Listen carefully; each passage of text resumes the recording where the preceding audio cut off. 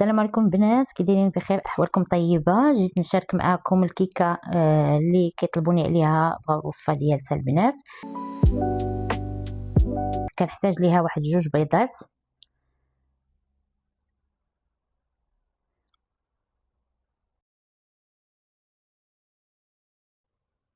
وكنحتاج واحد القبيصه ديال الملحه، كنحتاج واحد كاس سنيده.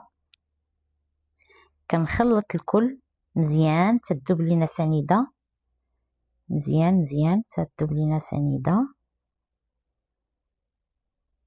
كنحتاج واحد الفانيلا،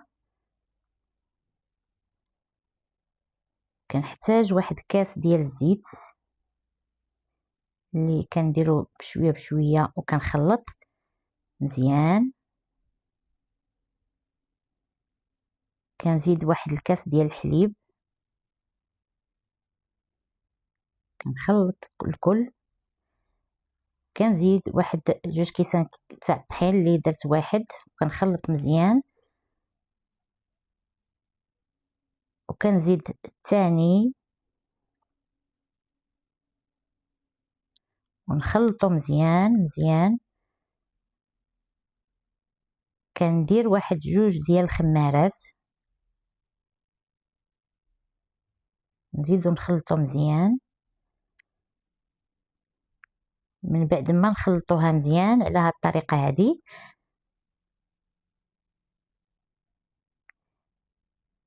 كنجيب المول ديالنا، المول العجيب، وكندهنوه بالزبده والطحين، وكنخوي فيه هاد الخلطه هادي ديال الكيكه.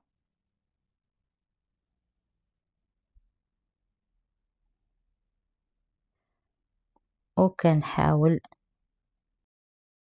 نقاد الكيكه الخليط مزيان في المول ديالنا، يعني هكا باش تقاد تساوى لكم، ونديروها في الفران طيب.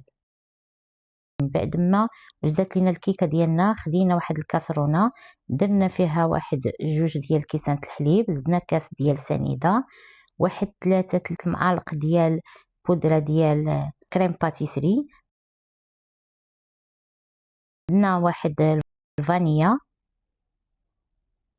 وغادي نخلطوا الكل مزيان، نخلطوه مزيان حتى يذوب لينا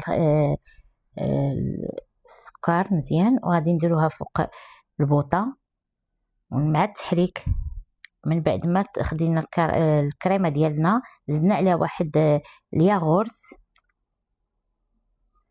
نخلطو مزيان تينسجم لينا داك الياغورت مع الكريمه.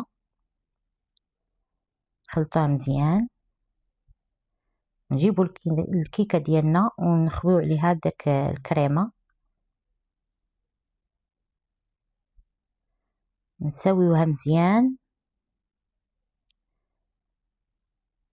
ومن بعد غادي نحاولوا نزوقوها بالطريقه اللي بغيتو. انا خديت الدانون ديال دانيت ديال كراميل وديال الشوكولا، وزوقتها بحال على هذا الشكل هكا.